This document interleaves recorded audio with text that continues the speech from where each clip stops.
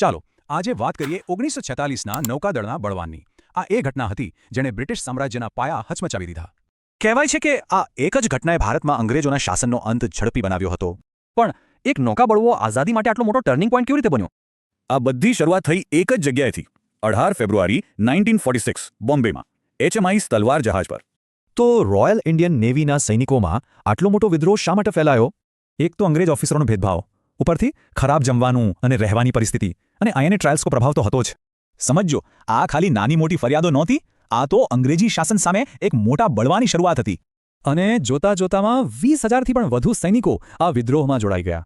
આ બળો 77 જહાજો અને કિનારા પરના મથકો સુધી ફેલાઈ ગયો. એટલું જ નહીં, સામાન્ય લોકો પણ પ્રેરણા લઈને દેશભરમાં હડતાળ અને પ્રદર્શનોમાં ઉતરી આવ્યા. આટલા મોટા પાયે થયેલા વિરોધથી બ્રિટિશ સરકાર ખરેખર હચમચી ગઈ. બળવો એટલે શું? સત્તાધીશો સામે ખુલ્લો વિદ્રોહ.